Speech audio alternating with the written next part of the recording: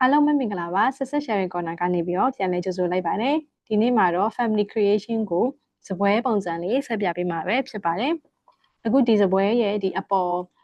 အခင်းပေါ့နော်စပွဲရဲ့ top မှာဆိုလို့ရှိရင်မှန်လေးခင်းမယ်600 450လျား600အနံ450ရှိတယ်မှန်စပွဲလေးဒီ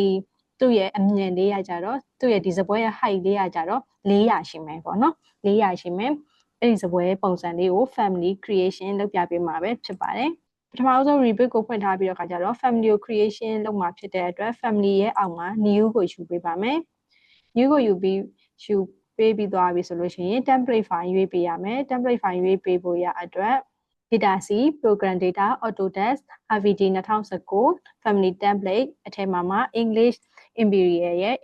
English ရိုးရိုး English ရဲ့ရှိတယ်ပေလမနဲ့ဆိုလို့ရှိရင် Imperial ရွေးပေးရမယ် metric နဲ့ဆိုလို့ရှိရင်เนาะဒီ English ထဲကိုဝင်ပေးရမယ်အခုကဒီမြေကြီးပေါ်မှာပဲ stand လောက်ထားမှာဖြစ်တဲ့ family တစ်ခုကို creation လောက်မှာဖြစ်တဲ့အတွက် metric generate model ဆိုတာကိုရွေးပေးမယ် open ဆိုပြီးတော့ဖွင့်လိုက်ပါမယ်အခုဒီမှာ family file တစ်ခုကိုဖွင့်လိုက်မယ်ဆိုလို့ရှိရင် view 1ရဲ့ front ရဲ့ left ရဲ့ reference level ရဲ့ဆိုပြီးတော့ family file အသစ်တစ်ခုပွင့်လာမယ်ဒီအပေါ်မှာလည်း Revit 2019 family 1ဆိုပြီးတော့ပေါ်နေရပေါ့เนาะ reference level ဆိုတာကတော့ plan ပေါ့เนาะဒီ left တွေ front တွေကကြတော့ elevation view တွေဖြစ်တယ် right ညာဘက် view ကိုဖွင့်ချင်တယ်ဆိုလို့ရှိရင်ဒီမှာ double click ဝင်ပြီးတော့ဖွင့်လို့ရတယ်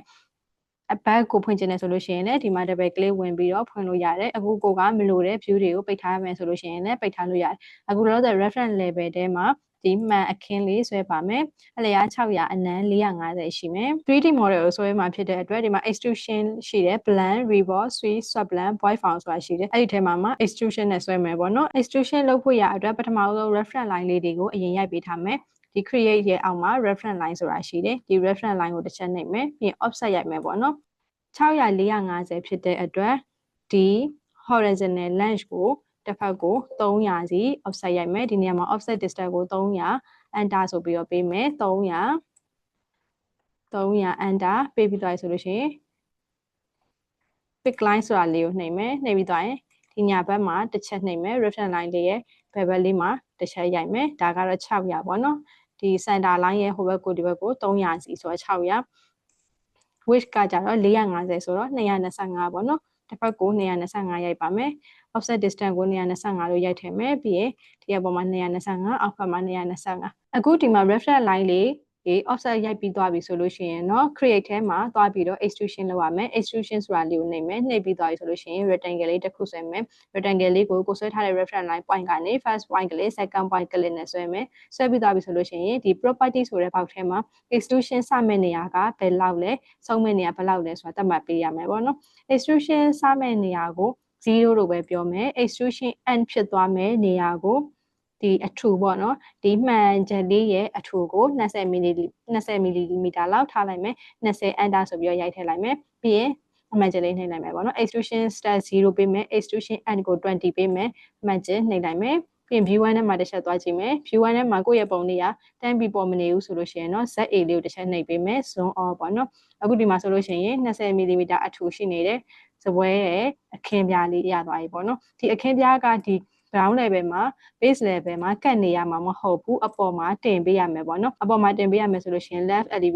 elevation တစ်ခုကိုသွားမယ်သွားပြီဆိုလို့ရှိရင်ဒီမှာ reference line တစ်ခုကို create လုပ်လိုက်မယ် create reference line မှာသူ့ရဲ့စပွဲလေးရဲ့အမြင့်လေးက400ပေါ့နော်400မှာထားမယ် reference line ကို offset 400 enter ဆိုပြီးတော့ offset distance ကို400ပေးမယ်430 enter 400 enter ပြီးရင် pick point လုပ်မယ် pick point လုပ်ပြီးတော့ဒီ reference level ကနေ400 offset ရိုက်မယ်400 offset ရိုက်ပြီးသွားပြီဆိုလို့ရှိရင်အပေါ်ဘက်ကိုနောက်ထပ်20ပေါ့နော်20ထပ်ပြီးတော့ offset ရိုက်ပါမယ်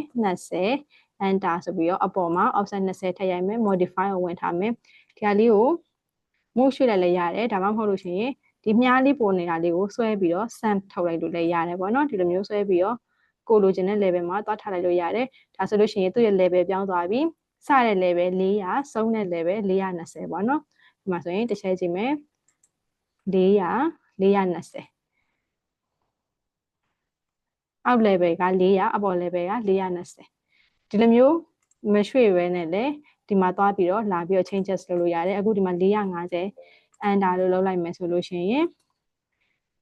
သူကအထူက50ဖြစ်သွားမယ်ပေါ့နော်ဒီကနေဒီထိ50ဖြစ်သွားမယ်ကျွန်တော်တို့က20 mm အထူပဲလို့ကျင်တော့420ပဲထားလိုက်မယ်ဟုတ်ပြီဒီ dimension တွေကမလိုအပ်ဘူးဆိုတော့ဖြတ်လိုက်ပါမယ်ဒီ reference line တွေလည်းဖြတ်လိုက်မယ်ဒါဆိုရင်ဒီ level မှာမှန်လေးတစ်ခုရသွားပြီပေါ့နော်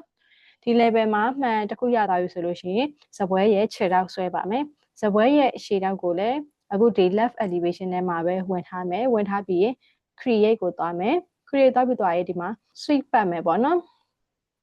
sweep ပတ်မယ်ဖြစ်တဲ့အတွက် sweep တဲကိုဝင်မယ်အခု sweep တဲကိုဝင်လိုက်ပြီဆိုလို့ရှိရင်ဒီမှာလမ်းကြောင်းဆွဲမယ်ပေါ့နော်လမ်းကြောင်းဆွဲဖို့ရတဲ့အတွက်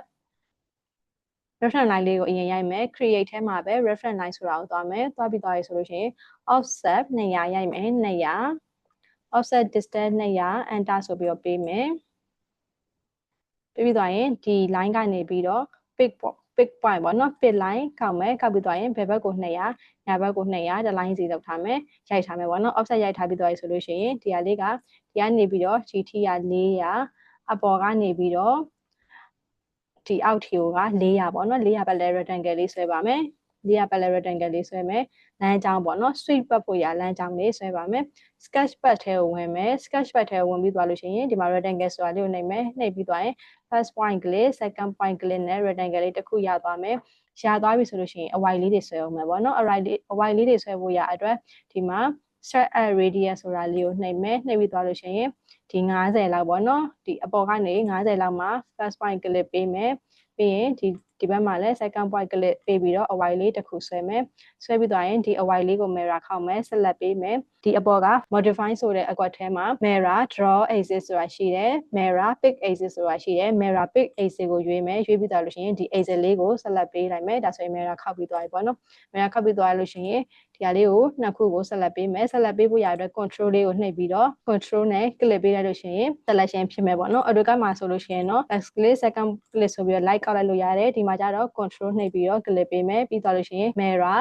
ဒီမှာကျတော့ axis မရှိတဲ့အတွက် draw axis ကိုယူမယ်ယူပြီးသွားပြီဆိုလို့ရှိရင် center ပေါ့နော်ဒီ rectangle ရဲ့ center ကိုပေးပါမယ်အခုဒီမှာဆိုရင် rectangle ရဲ့ center လေးကိုဖမ်းပြီးတော့ mirror ခောက်လိုက်မယ် mirror ခောက်ပြီးသွားပြီဆိုလို့ရှိရင် fillet လေးတွေရှိုးမယ်ဒီ line လေးနဲ့ဒီ s လေးနဲ့ကို fillet ရှိုးမယ်ဒီ s လေးနဲ့ဒီ line လေးနဲ့ကို fillet လေးတွေလိုက်ပြီးတော့ချိုးပါမယ်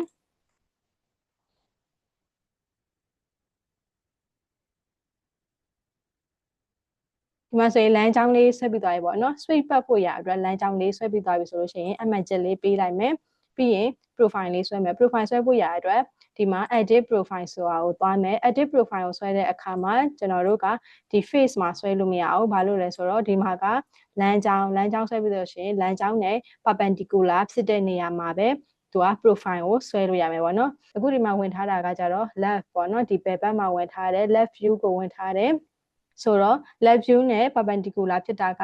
front view ရမယ် back view ရမယ်ပေါ့နော် front ကိုလည်းဝင်လို့ရတယ် back ကိုလည်းဝင်လို့ရတယ်အခုလောဆယ် back ကို selection ဝင်နေတယ် open view ဆိုပြီးတော့နှိပ်လိုက်မယ်ဒီမှာဆိုရင် profile ဆွဲဖို့ရအတွက်သူပေါ်လိုက်ပေါ့နော်ဒီမှာ point လေးနဲ့ဟုတ်ပြီဒီမှာပဲ profile လေးဆွဲလိုက်မယ် cycle လေးကိုရွေးလိုက်မယ် cycle လေးဒီ center ကနေပြီးတော့ cycle လေး radius တစ်ခုပေးပြီးတော့ဆွဲပါမယ် radius ကို10 mm နဲ့ပဲ cycle လေးတစ်ခုဆွဲမယ်ပြီးရင်အမှန်ချက်လေးချစ်ပေးလိုက်ပါမယ်မှန်ချက်လေးရှင်းပြီးသွားပြီဆိုလို့ရှိရင် finish ပေါ့နော်ပြီးသွားပြီဆိုလို့ရှိရင် view 1ထဲမှာတစ်ချက်သွားကြည့်မယ်အဆင်ပြေလားပေါ့နော်အခုဒီမှာချက်တဲ့လေးကဒီခက်လေကောင်မှာရောက်နေရပေါ့နော်အဲ့ဒါဆိုလို့ရှိရင်ဒီဘေးနှစ်ဖက်ကိုရွှေ့ပေးလိုက်မယ်အခု front view တွေကိုသွားပေါ့နော် front view တွေကိုသွား object လေးကိုဆက်လက်ပေးပြီးသွားလို့ရှိရင် move နဲ့ပဲရွှေ့လိုက်မယ်ဒီညာဘက်အစွန်းမှာထားပြီးရင်ကျွန်တော်တို့ဒီဘယ်ဘက်ကိုနည်းနည်းပြန်ရွှေ့မယ် moveဒီ byte တစ် byte စာလောက်လေးရွှေ့လိုက်ပါမယ်ဟုတ်ပြီဒီຢာလေးကို mirror ထပ်ခောက်လိုက်မယ်သူက axis ကို pick လုပ်လို့ရတဲ့အတွက် mirror pick axis ဆိုတာလို့ကောက်မယ်ပြီးရင်ဒီ axis လေးကို mirror ခောက်ပေးလိုက်မယ် view 1နဲ့မှဆက်သွားကြည့်မယ်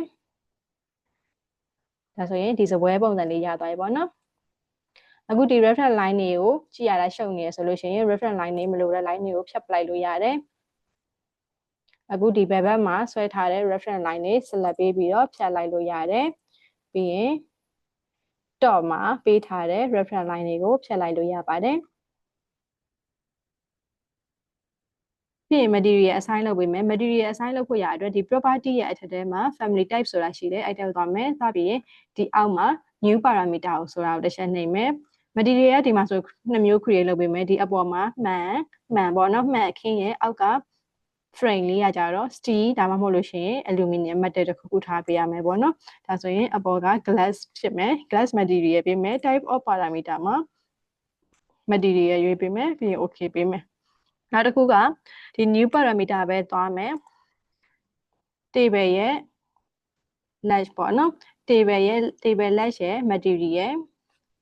ဆိုပြီးတော့ပေးမယ် type of parameter မှာလည်း material ရွေးပေးမယ် okay ပြီးရင် okay လေးပေးမယ် material ရွေးပြီးသွားပြီဆိုလို့ရှိရင် material ကိုဒီမှာသွားပြီးတော့ associate လုပ်ပေးရမယ် material by category ရဲ့နောက်မှာဒီ၄တောင်အကွက်အဖြူရောင်အကွက်လေးရှိရပေါ့နော် associate family parameter ဆိုတာရှိတယ်အဲ့ဒါလေးကိုတစ်ချက်နှိပ်မယ်ဒီအခုကျွန်တော်တို့ကဆက်လက်ပေးထားတာအပေါ်က glass ကိုပေးထားတာဖြစ်တဲ့အတွက် glass နဲ့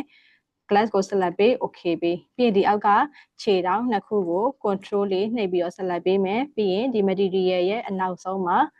သွားပြီးတော့ associate family parameter ဆိုတဲ့ပေါက်ထဲမှာ table lash material နဲ့ associate လုပ်ပေးမယ်ပြီးရင် okay ပေးမယ်ဒီ family ထဲမှာပဲတခါတည်း material assign လုပ်ခဲ့လို့ရတယ် project ထဲရောက်မှ assign လုပ်ရင်လည်းရတယ်အခု loss family ထဲမှာ assign လုပ်ပြလိုက်မယ်ပေါ့နော် file လေးကိုအရင် save ပါမယ်ကိုသိမ်းကျင်တဲ့ folder ထဲကိုသွားပြီးတော့ save မယ်